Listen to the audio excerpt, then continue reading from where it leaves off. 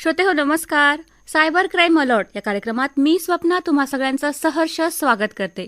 आजच्या कार्यक्रमात आज आपण ऐकूया सायबर तज्ज्ञ ॲडव्होकेट डॉक्टर महेंद्र लिमये यांच्याशी सारिका पाठक आणि सतीश रेवे यांनी केलेली बातचीत. श्रोतेहो नमस्कार. सायबर क्राईम अलर्टच्या आजच्या भागात मी सारिका सतीश रेवेंसह आपलं सहर्ष स्वागत करते. श्रोतेहो, आज आपण आपल्या स्टुडिओत आमंत्रित केलंय सायबर तज्ज्ञ ॲडव्होकेट डॉक्टर महेंद्र लिमये यांना, आणि आज आपल्याला ते सध्या घडणाऱ्या सायबर गुन्ह्यांविषयी अवगत करणार आहेत. चला तर आपण त्यांच्याशी बातचीत करूया. ॲडव्होकेट डॉक्टर महेंद्र लिमये आमच्या स्टुडिओत आपलं खूप खूप स्वागत. धन्यवाद. सगळ्यात आधी आम्हाला हे जाणून घ्यायचं आहे की सद्यस्थितीत कुठल्या प्रकारचे सायबर गुन्हे घडत आहेत, लेटेस्ट ट्रेंड यामागचा कुठला आहे? सध्या सायबर गुन्हे हे वेगवेगळ्या पद्धतीने वेगवेगळ्या स्वरूपात समोर येतात आहे. पण सगळ्यात मोठा जो सध्याचा जो ट्रेंड गुन्हेगारांचा चालू आहे तो ज्याच्या आपण ॲडव्हर्टाइजमेंटही ऐकत असतो, त्या डिजिटल अरेस्ट हा प्रकार चालू आहे. आता भरपूर ठिकाणी आपण वाचतोय की अरेस्ट ही फिजिकलच होऊ शकते, पण या तंत्रज्ञानाच्या क्षेत्रामध्ये किंवा आता नवीन नवीन जे आविष्कार होतात आहे याच्यामध्ये बऱ्याच लोकांना असं वाटू शकतं की आपल्याला डिजिटली अरेस्ट केलं जाऊ शकतं. आता याचं आपण वेगळ्या पद्धतीने जसं पाहिलं तर तुमचं एखाद्याचं सोशल मीडियाचं अकाउंट दुसऱ्या व्यक्तीच्या ताब्यात गेलं म्हणजे काय झालं, त्यांनी तुमच्या अकाउंटला आभासी विश्वामध्ये किडनॅप केलेलं आहे आणि त्याच्यासाठी तो पैसे मागतोय. मग आभासी विश्वात तुमचं आभासी अकाउंट समजा किडनॅप होऊ शकतं, हे सत्य आहे. मग आभासी विश्वात तुम्हाला अटकही होऊ शकते. याच्यावर लोकांचा विश्वास बसणार नाही अशी अपेक्षा करणं चुकीचं आहे. कारण सध्याच्या या आभासी युगामध्ये किंवा डिजिटल युगामध्ये सगळ्याच गोष्टी या डिजिटल माध्यमातून होतातच आहे आणि त्या आम्हाला एका पद्धतीने कराव्याच लागतात आहे. मग ह्या अशा समजुतीमध्ये समजा माझी अटक ही डिजिटली होत आहे हे एखाद्या नागरिकाला वाटलं तर याच्यात माझ्या मते त्याची काही चूक नाही आहे. आणि हाच त्या नागरिकाच्या समजुतीच्या माहितीचा किंवा त्याच्या विश्वासाचा आधार घेऊन सध्या हा डिजिटल अरेस्टचा ट्रेंड मोठ्या प्रमाणात चालू आहे. अच्छा सर, आपण डिजिटल अरेस्ट विषयी आम्हाला ही खूप छान माहिती सांगताय. मग एक विचारायचं आहे की आता बराच काळ लोटला, आपल्याला हे अवगत झालं आहे की जो डिजिटल अरेस्ट आहे हा एक निव्वळ संभ्रम निर्माण केलेला आहे, पण तरीही अजूनही लोक बळी पडतायत. यामागे काय कारण असू शकतं? मला जे याच्यात आढळून आलेलं आहे की 2-3 पद्धतीच्या व्यक्ती या डिजिटल अरेस्ट या गुन्ह्याची किंवा या सायबर क्राईमच्या शिकार बनतात आहे. सगळ्यात मोठा जो वर्ग आहे हा सिनियर सिटीजन आहे. दुसरा जो वर्ग आहे तो थोडा इंटलेक्च्युअल टाईपचा वर्ग आहे. आणि तिसरा वर्ग जो आहे, जो भारतात जास्तीत जास्त आढळला जातो, तो पापभीरू प्रवृत्तीचा वर्ग. कारण पापभीरू प्रवृत्तीचा जो वर्ग आहे त्यांना काहीही केलं, त्यांना काहीही सांगितलं किंवा हे असं तुम्हाला सरकारचा आदेश आलेला आहे, कोर्टाचा आदेश आलेला आहे, मी बँकेतनं बोलतोय आणि तुमचं असं असं होतं आहे, याच्यावर त्याचा विश्वास बसतो. आज जे पापभीरू वृत्तीचे लोक आहे हे असं सरकारी ऑफिसमधनं, सरकारी गणवेशातनं किंवा पोलिसी गणवेशातनं जो व्यक्ती त्यांच्याशी बोलतो आहे त्याच्यावर सगळ्यात जास्ती विश्वास ठेवतात. कारण ह्या लोकांनी किंवा या पापभीरू प्रवृत्तीच्या वर्गातल्या लोकांनी कधी इथेही आपली फसवणूक होऊ शकते हे त्यांना कधी त्यांच्या डोक्यातही येत नाही. एखादा पोलीस आपण जे दाखवतो, जे चित्रपट माध्यमातून किंवा याच्यातनं दाखवलं जातं किंवा 100% एक 10% पोलीस वाईट मार्गाला गेलेले दाखवतात, पण 90% अजूनही सज्जन प्रवृत्ती आहे याच्यावर विश्वास आहे. मग तो जो पोलीस तुमच्याशी बोलतोय हा खोटा असेल हे डोक्यात शिरायलाच तुम्हाला 2-4 कोटी द्यावे लागतात. हे 2-4 कोटी देऊन तुम्हाला हे ज्ञान मिळतं की हा चुकीचा पोलीस होता. तर 3 प्रकारचं जसं मी तुम्हाला सांगितलं की एक पापभीरू वर्ग हा सगळ्यात जास्ती आहे, म्हणून भारतात सगळ्यात जास्ती डिजिटल अरेस्ट होतात आहे. दुसरा आहे जो टेक्नोसॅव्ही किंवा मिडल जनरेशनचा आहे, पण यांच्या हातात खूप पैसा आहे आणि त्यांना असं वाटतं की त्यांचा टेक्नॉलॉजीवर खूप जास्ती दृढ विश्वास आहे आणि टेक्नॉलॉजिकली मला सांगितलं तर ते हे पॉसिबल आहे. आणि तिसरा जो जास्तीत जास्ती त्याच्यात परत एक बळी पडतोय, हा वृद्ध किंवा सिनियर सिटीजनचा वर्ग आहे. आणि त्याच्या मागचं कारण असं आहे की त्यांच्याजवळ एक रकमी पैसा जमा असतो, एक त्यांच्या आयुष्याची जे संचय आहे, जमा पुंजी आहे, ती त्यांच्या हातात असते आणि ते ताबडतोब ती पुंजी कुठेही वापरू शकतात. आणि त्याच्यामुळे या 3 प्रकारच्या लोकांवर डिजिटल अरेस्ट हे घडतात आहे. आणि त्यातल्या त्यात सिनियर सिटीजननी याच्यासाठी जास्ती खबरदारी घ्यावी की सिनियर सिटीजन एक रकमी पैसा देतोय, तो बँकेत गेल्यावर तो सांगू शकतो माझ्या मुलाला पाहिजे, असं पाहिजे, वेगवेगळे कारणं देऊ शकतो. आणि त्याच्यामुळे हे वृद्ध लोक सगळ्यात जास्ती याचे बळी पडतात आहे. दुसरा त्याच्यात मला जो ऑब्झर्व झालेला आहे की हे generally either single senior citizen और ते जे कपल असतं हे आयसोलेटेड असतं. आयसोलेटेड म्हणजे एकटे राहत असतात, ते मुलं मुली दुसरी गावात किंवा परदेशी असतात. त्याच्यामुळे त्यांची डिपेंडन्सी ही वेगळ्या पद्धतीने असते आणि ते मानसिक त्यांच्या असहाय्यतेचा फायदा खूप जास्ती घेतला जातो. आणि याच्यात नमूद करण्याची महत्त्वाची गोष्ट अशी आहे की तुम्ही जे काही बोलता आहात त्या बोलण्यातनं जो गुन्हेगार असतो तो वेगवेगळे त्यातले पैलू उकलत असतो आणि त्या माध्यमातून तुम्हाला फसवत असतो. तर सिनियर सिटीजन आणि पापभिरू लोक हे सगळ्यात जास्ती याच्यात फसतात आहे. नक्कीच. सर, आता आपण बघतोय की बरेचदा आपल्याला मनी लॉन्ड्रिंग, आपल्या नावानं खोटं पासपोर्ट आढळलं आहे, तुमच्या याच्यात ड्रग्स सापडलं आहे किंवा तुम्ही इलिगल ह्युमन ट्रॅफिकिंगमध्ये अडकला आहात, तर असे आपल्याला कॉल्स येतात. तर अशा वेळेस व्यक्तीने काय करायला पाहिजे? आता हे बघा, सगळ्यात पहिले जो आपण मला 3-4 प्रकार विचारले, हाच एक उद्देश असतो. त्या 2 प्रकारच्या प्रवृत्ती आहेत. जसं पापभिरू माणसाला सांगितलं की तुझ्या नावाने खोटे बँकेत अकाउंट उघडल्या गेलेलं आहे, तो ताबडतोब घाबरतो. कारण माझे तर मोठ्या मुश्किल 2 बँकेत अकाउंट आहे, एकदम माझ्या नावाने अकाउंट कोणी उघडले, काय उघडले, मग तो समोरच्याच्यावर विश्वास ठेवतो. त्याच्यामुळे कुठलाही असा फोन आला किंवा तुम्ही मनी लॉन्ड्रिंगमध्ये अडकलेले किंवा तुमच्या नावाने अकाउंट उघडल्या गेले आहे आणि तो मनी लॉन्ड्रिंगसाठी वापरला गेला आहे, किंवा तुम्ही पार्सल पाठवलं आणि त्याच्यात ड्रग्ज आहे, किंवा तुम्ही मानवीय तस्करीत अडकलेले आहात, ही जी प्रकरणं येत असतात याच्यावर सहजासहजी विश्वास ठेवू नका. आणि जरी अशा फोनवर तुम्हाला वाटलं आपण अडकतो आहे तरी टेम्पररीली थोडा पॉज घ्या. कसं आहे की तो आभासी विश्वातनं आलेला फोन आहे, तो फोन बंद करणं तुमच्या हातात आहे. फोन तुम्ही कनेक्ट केला, त्याच्याशी बोलले, एक थोड्या प्रमाणात तुम्ही 4 वाक्य 10 वाक्य बोलले, पण त्याच्यानंतर तुम्ही भानावर यायला पाहिजे की हे काहीतरी गडबड होते आहे. किंवा हा फॉर्म्युला समजा सिनियर सिटीजननी अंमलातच आणला किंवा टेक्नॉलॉजिकली आपला फोन 3 मिनिटानंतर इमिजिएटली डिस्कनेक्ट करायचा, असे काही फीचर्स आले त्याच्यामध्ये. किंवा कुठलाही कॉल चालू आहे, बऱ्याचशा कॉलिंग कंपन्यांकडे अशी फॅसिलिटी असते की 10 मिनटं झाले, 1 तास झालं की कॉल डिस्कनेक्ट होतो. तशी सिनियर सिटीजन्सनी एक आपल्या मोबाईलमध्ये असं सेटिंग होऊ शकत असेल, मी तेवढा टेक्नॉलॉजीचा तज्ज्ञ नाही आहे, पण हे एक सूचना देऊ शकतो किंवा 5 मिनिटानंतर कॉल डिस्कनेक्टच व्हायला पाहिजे. आणि डिस्कनेक्ट झाल्यानंतर त्या माणसाला तेवढं तो भानावर यायला हा वेळ मिळतो. किंवा अशा पद्धतीचा कॉल आला तर त्याच्याकडनं आपलं डोकं स्वतःचं, आपली बुद्धी आणि आपला मेंदू हा जागा ठेवणे, अलर्ट ठेवणे आणि ताबडतोब हा विचार करणे किंवा मी समजा बँक अकाउंट कुठले उघडलेलं नाही आहे, तर माझ्या नावाने कोणी बँक अकाउंट उघडलं असेल तर त्याला शिक्षा होईल, मला शिक्षा होण्याचं काय काम आहे. किंवा ह्युमन ट्रॅफिकिंग मी करू शकत नाही आहे, मी कधी केलेलं नाही आहे, मग याच्यात गोवण्याचा माझा प्रकार काय, म्हणजे येऊ शकत नाही. मग हा स्वतःवर दृढ विश्वास ठेवणे की मी कुठलंही चुकीचं काम केलेलं नाही आहे, तर मला त्याची अटक होऊ शकत नाही. आणि दुसरं सगळ्यात महत्त्वाचं असं आहे की आपली जी न्यायव्यवस्था आहे त्याच्यावर तुम्ही विश्वास ठेवायला पाहिजे. किंवा समजा मी चुकीचं केलेलं आहे तरच मला शिक्षा होऊ शकते, मी समजा निर्दोष आहे तर मला कोणीही शिक्षा देऊ शकत नाही, याच्यावर समजा आपण विश्वास ठेवला तर मला वाटतं या अशा येणाऱ्या गुन्ह्यांच्या कॉलपासून आपण या प्रकारात फसण्यापासून स्वतःचा बचाव करू शकू. या सर, मला अजून एक विचारावं असं वाटतं की जसं आता हे कॉल येतात तर एक पर्टिक्युलर त्यांचे नंबर्स असतात, तर या नंबरची ऑथेंटिसिटी पण पडताळून एखादा व्यक्ती सजग राहू शकतो का? आता हा खूप एक वेगळा विषय होऊ शकतो, कारण तो नंबर, येणारा नंबर आता आपण हा नंबर कुठलं पडताळू?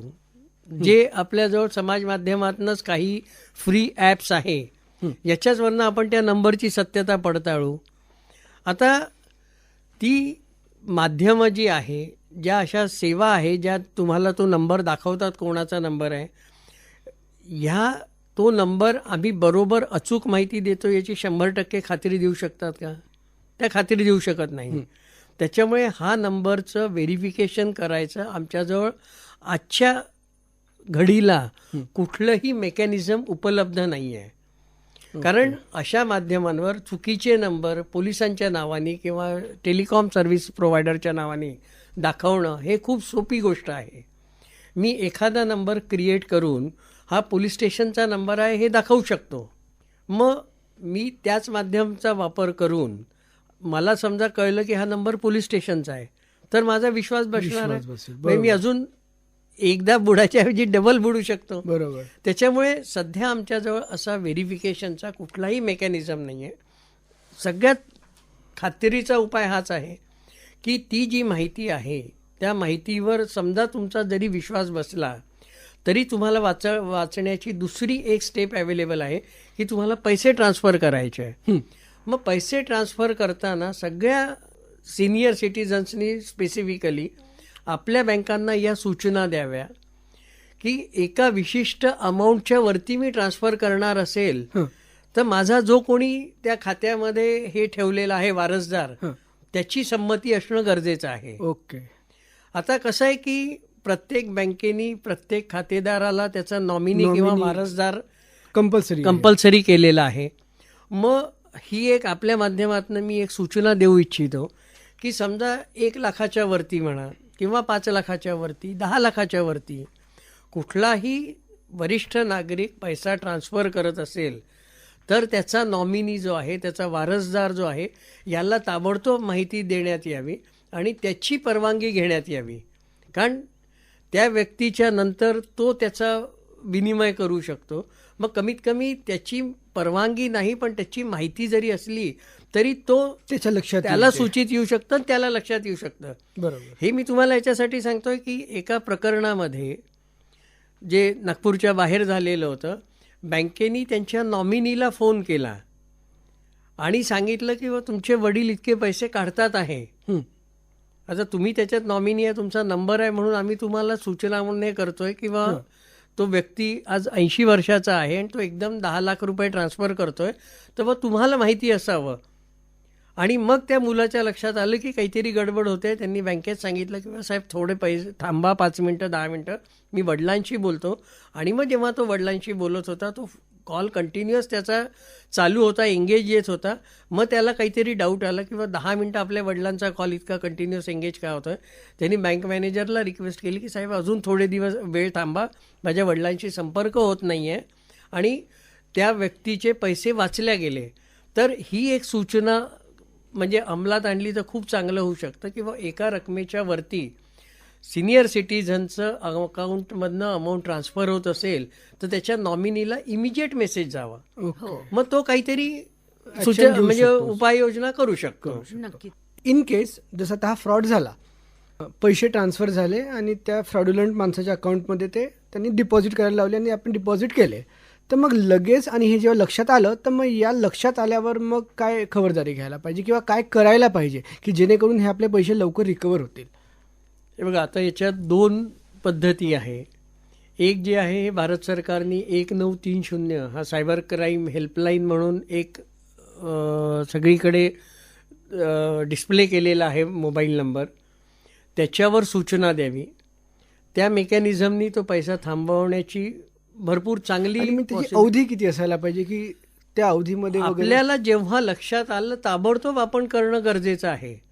कारण पैसा आता परत आपण आभासी विश्वावर येतोय. पैसा क्षणार्धात 10 अकाउंटमध्ये ट्रान्सफर होतो. बरोबर. मी तुम्हाला केला, तुम्ही यांना केला, यांनी त्यांना केला, असं करत करत कारण पैसा ट्रान्सफर झाल्या तोच आपण SMS जो प्रिन्सिपल वापरलं, पैसा तुमच्या अकाउंटला आला हे तुम्हाला मेसेजनी ट्रान्सफर होतं. तुम्ही ताबडतोब तो पैसा ट्रान्सफर केला, दुसऱ्याला इन्फॉर्म होतो, दुसऱ्याला इन्फॉर्म झालं, तो पुढे ट्रान्सफर करतो. त्याच्यामुळे या क्षणार्धात गोष्टी घडतात आहे. आणि आता सांगायचं म्हणजे तात्पर्य असं की आता ॲप्स आणि या अशा माहिती देत आहे की क्षणार्धात पैसे ट्रान्सफर होतात आहे, म्हणजे किती लवकर पैसे ट्रान्सफर होतात आहे याच्यात ओढ चालू आहे. पण त्या ओढीमागे हे जे मेकॅनिझम तयार केलेलं आहे 1930 हा तकलादू पडतो आहे. कारण तुम्ही मेकॅनिझममध्ये पैसे गेले आहे हे सांगण्यामध्ये अकाउंट डिटेल द्या हे करायला 15-20 मिनटं अर्धा तास लागतो. त्या अर्ध्या तासात तो मेकॅनिझमच्या 20-25 या पुढे तो पैसा गेलेला असतो. त्याच्यामुळे तुम्ही जो कालावधी सांगितला क्षणार्धात सांगणं गरजेचं आहे. ताबडतोब आपल्या बँकेलाही सांगण्याचं गरजेचं आहे किंवा हा चुकीचा व्यवहार झालेला आहे, याला थांबवा. त्याच्यामुळे दोन्ही बँकाही प्रयत्न करतील, पोलिसही प्रयत्न करतील आणि आपण त्याच्यातनं पैसा थांबवण्यासाठी सक्सेसफुल होऊ शकू. आता 100% पैसा थांबेल की नाही हा एक मोठा म्हणजे प्रश्नच आहे, यक्ष प्रश्न आहे. त्याच्यावर मी काही बोलू इच्छित नाही. म्हणजे याच्यात हा टाइम फॅक्टर काही म्हणजे महत्त्वपूर्ण आहे का, की जसं आता त्याच्याशी फ्रॉड झाला पण त्यांनी ही वाच्यताच कुणासमोर केली नाही, एक 2-4 दिवसांनी त्यांनी कोणाला सांगितलं आणि मग त्या लक्षात आलं की हा फ्रॉड झाला आहे माझ्यासोबत, तर अशा वेळेस हे 2-4 दिवस तर निघून गेले, तर अशा वेळेस मग नंतर तो पैसा रिकवर होऊ शकतो का? हे बघा, अशा वेळे या माध्यमातून म्हणजे 1930 किंवा बँकेला दाखवून तो पैसा म्हणजे सूचना करून तो पैसा वापस येणं, यात आपण टक्क्यांनी बोललो तर खूप कमी टक्का उरतो. अच्छा. पॉसिबिलिटी 5 ते 10%. कारण कसं आहे की या मेकॅनिझमनी पैसा इतका फास्ट ट्रान्सफर होतो आणि हे सगळे गुन्हेगारांचे अकाउंट असतात. त्याच्यामुळे त्यांनाही माहीत आहे की तो पैसा जोपर्यंत आपण सिस्टीममधनं बाहेर काढत नाही तोपर्यंत तो अनसेफ आहे. त्याच्यामुळे त्यांचा सगळ्यात जास्ती जो म्हणजे फोकस असतो तो पैसा बँकिंग सिस्टीमच्या बाहेर काढणं. मग आयदर ते ATMमधनं पैसा काढतील किंवा क्रिप्टोकरन्सीतनं तो ट्रान्सफर करतील, भारताच्या बाहेर पाठवतील.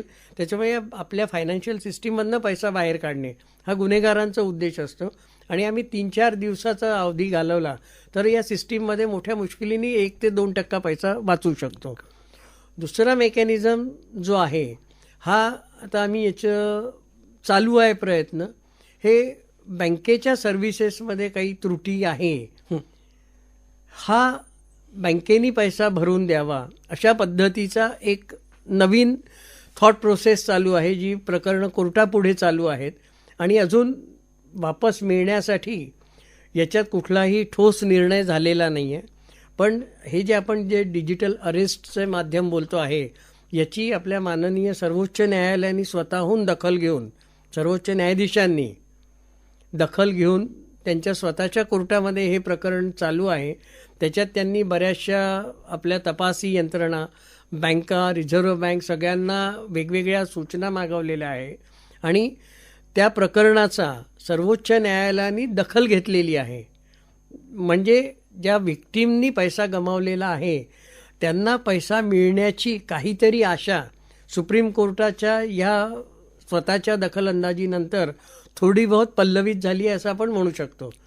जसं सर आता एखाद्याला मोबाईलवर काही लिंक्स येतात आणि त्या लिंक थ्रू पण कधीकधी तो फ्रॉड होतो, तर या लिंकबद्दल म्हणजे आमच्या श्रोत्यांना काय सांगाल, की या लिंकवरून जे आपले फ्रॉड होतात किंवा ते आपल्या फोनचा कंट्रोल, आपल्या स्क्रीनचा कंट्रोल ते घेतात, तर या फ्रॉडबद्दल सर आमच्या श्रोत्यांना काय सांगाल? हे फ्रॉड असं आहे की आपण एखादी लिंक जेव्हा क्लिक करतो तेव्हा आपण आपली परवानगी देत असतो. आता त्या लिंकच्या मागे काय काय आहे हे आपल्याला माहिती नसतं. आपली जी परवानगी असते ती पूर्ण जशी पॉवर ऑफ अटर्नी म्हणतात कोर्टाच्या भाषेत, आपण एका पद्धतीने आपलं संमतीपत्र त्या व्यक्तीला, समोरच्या व्यक्तीला देत असतो. त्याच्यात आपल्या बँकेच्या व्यवहारापासून सगळी त्यांना परवानगी दिलेली असते. ती लिंक क्लिक केली की ती डायरेक्ट तुमचा पासवर्ड होऊ शकतं, त्याच्यात शेअर होईल किंवा तुम्ही जसं स्क्रीन शेअर सांगितलं किंवा स्क्रीन शेअरिंग तुमच्या मोबाईलवर चालू झालं तर OTP तुमच्या मोबाईलवर येणारे किंवा पिन तुमच्या मोबाईलवर येणारे हा समोरचा व्यक्ती पाहू शकतो आणि मग त्याच्याकडे ते जाऊ शकतात. किंवा त्या लिंकमधनं तुमचे कॉल फॉरवर्डिंग होऊ शकतं, त्या लिंकमधनं तुमचे मेसेज फॉरवर्ड होऊ शकतात, त्या लिंकमधनं तुमचे आउटगोईंग मेसेजेस ब्लॉक होऊ शकतात, इनकमिंग ब्लॉक होऊ शकतात.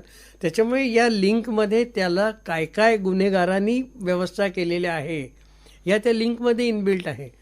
म्हणून ती लिंक अननोन व्यक्तींनी आलेली लिंक ही न उघडणे हे सगळ्यात सुरक्षिततेचं आहे.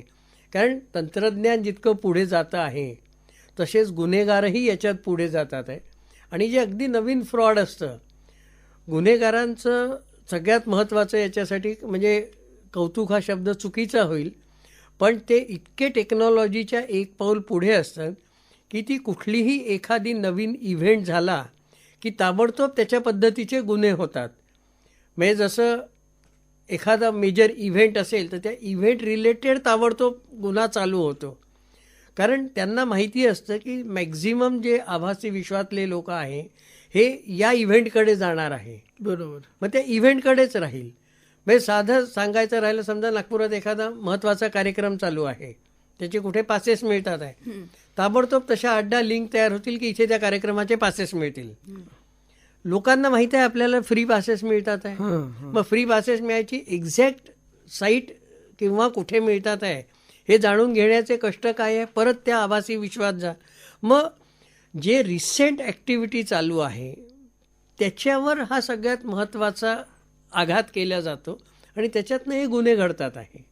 त्याच्यामुळे लिंक कुठली येत असेल त्याला क्लिक करू नका. येणाऱ्या कुठल्याही मेसेजवर आपण हे जे बोलतोय आता वाहन चालान जे होतात आहे त्याच्यावर गुन्हेगारांनी खूप मोठं वर्क केलेलं आहे. कारण सगळ्यांना ऑनलाईन चलान येतात आहे, कॅमेरे लागलेले आहे, ताबडतोब फाईन येतोय. मग चालान तुम्हाला येतं आहे. मग मी जे सुरुवातीला बोललो किंवा काही शासनाच्या सेवा ज्या इलेक्ट्रॉनिकली होतात आहे, मग चालान तुम्हाला येत आहे तर अरेस्ट, डिजिटल अरेस्ट का होऊ शकत नाही? हा एखाद्या नागरिकाच्या मनात येऊ शकतं आणि तो त्याला बळी पडू शकतो. चालान आपण मान्य केलेलं आहे, फायलिंग मान्य केलेलं आहे, पेमेंट मान्य केलेलं आहे. मग फक्त ते डिजिटल अरेस्ट आहे. अरेस्ट म्हटलं तर आपण त्याला मान्य करून घेऊ का? त्याच्यामुळे आपण सजग राहणं आणि किती आभासी विश्वावर भरोसा ठेवायचा हे प्रत्येकाने ज्याचं त्याचं ठरवायचं आहे. नक्कीच. सर, मग एक अजून विचारावंसं वाटतं की सोशल मीडियाचा वापर, त्याच्यानंतर आपण जे काही बँकांचे व्यवहार करतो ऑनलाईन हे तर टाळू शकत नाही आपण किंवा पूर्णतः बंद करू शकत नाही. मग या अशा आभासी जे आपण करतो आहे ट्रान्झॅक्शन्स, हे सगळं करताना आपण काय सामान्य नागरिकांनी काळजी घ्यायला हवी? आपण जिथे टाळू शकत नाही आहे त्या गोष्टींमध्ये आपण काही खबरदारी घेऊ शकतो. कसं झालेलं आहे आता की prevention is better than cure झालेलं आहे. मग प्रिव्हेंटिव्ह मेजर्स किंवा आपण काय करू शकतो याच्यात, तर सगळ्यात महत्त्वाचं जसं मगाशी मी सुचवलं किंवा आपला जो काही नॉमिनी आहे त्या नॉमिनीला एका सर्टन अमाऊंटच्या वरती मेसेज देण्याची बँकेकडनं परवानगी घ्यावी किंवा आपण एका अमाऊंटच्या पलीकडे नॉमिनीची किंवा आपलं अकाउंट जॉईंट अकाउंट करावं, दोघांच्याही सहीने व्हावं. म्हणजे कमीत कमी एक व्यक्ती नाही तर दुसऱ्या व्यक्तीचं तरी डोकं अलर्ट राहील आणि तो करू शकेल. दिवसाची आपल्या बँक अकाउंटला लिमिट द्यावी किंवा माझ्या दिवसाचा एका बँकेच्या खात्यामधनं जास्तीत जास्त एका ठराविक रकमेच्या वरती व्यवहार होऊ नये, हे आपण सूचना बँकेला देऊ शकतो. म्हणजे आपलं एका दिवसाचं नुकसान मॅक्झिमाइज होऊन जाईल, त्याला एक लक्ष्मण रेषा होईल किंवा याच्या पलीकडे आपलं होणार नाही. तिसरं महत्त्वाचं असं आहे की आभासी विश्वामुळे काही तुमचं प्रत्यक्षातले जे व्यवहार आहे ते काही ठप्प होणार नाही आहे. थोडे बहुत पुढे मागे होतील पण ते व्यवहार पूर्ण ठप्प होणार नाही. पण या आभासी विश्वातनं गेलेला पैसा तुमचं आयुष्य ठप्प करू शकतो. नक्की. लोकांचे करोडो रुपये गेलेले आहे. लोकांनी समजा खरंच अरेस्ट झालेली आहे हे मान्य केलं असतं तर पोलीस आले असते, काहीतरी झालं असतं, पुढच्या गोष्टी घडल्या असत्या. पण लोकांनी त्याच्यावर विश्वास ठेवून आयुष्यभराची कमाई गमावलेली आहे.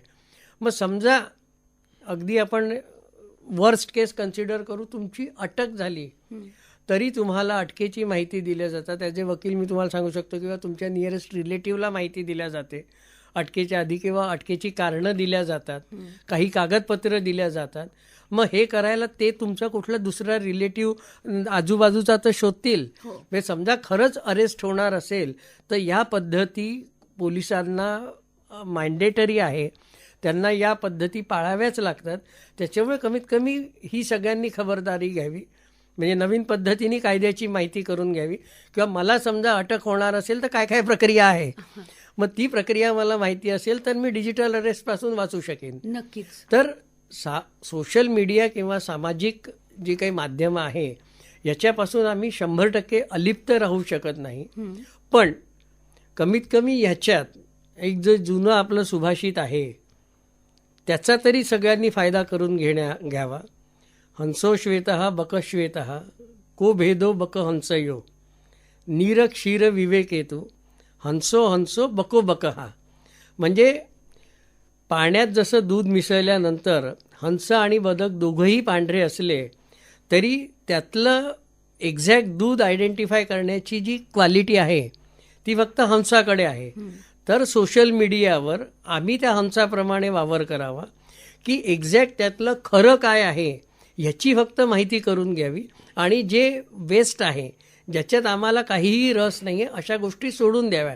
तर सोशल मीडिया वापरताना आम्ही प्रत्येकाने त्या हंसाचं उदाहरण डोळ्यासमोर ठेवावं की तो जसं दूध आणि पाण्यातलं विवेकाने डिफरन्शिएट करू शकतो तसं सोशल मीडियात काय चांगलं चालू आहे काय वाईट चालू आहे याचं आम्ही स्वतः विश्लेषण करू शकलो पाहिजे. हो, म्हणजे दक्ष राहणं आवश्यक आहे. सगळ्यात महत्त्वाचं दक्षता आहे. किटलीमुळे जाता जाता आम्हाला आणि आमच्या श्रोत्यांना काय सांगू इच्छिता? श्रोत्यांना हेच सांगेल की जरी सोशल मीडिया आपल्याला आज एक अविभाज्य घटक झालेला आहे तरी तोच पूर्ण तुमचं आयुष्य आहे याच्यावर विश्वास ठेवू नका.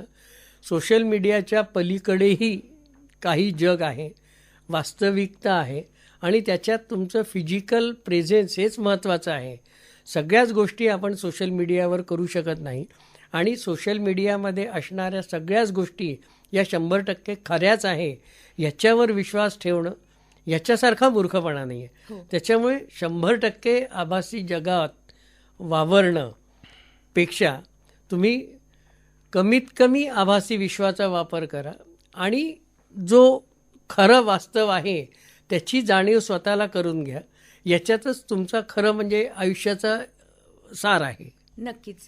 ॲडव्होकेट डॉक्टर महेंद्र लिमये, आज आपण आमच्या आकाशवाणीच्या स्टुडिओत आलात आणि सध्या जे सायबर गुन्हे घडत आहेत त्याविषयी तर आम्हाला अवगत केलंच, पण एक सामान्य नागरिक म्हणून काय करायला हवं आहे आणि कसं दक्ष राहायला हवं याविषयी आम्हाला खूप उत्तम माहिती सांगितली. यासाठी आम्ही तुमचे खूप खूप आभार मानतो. धन्यवाद.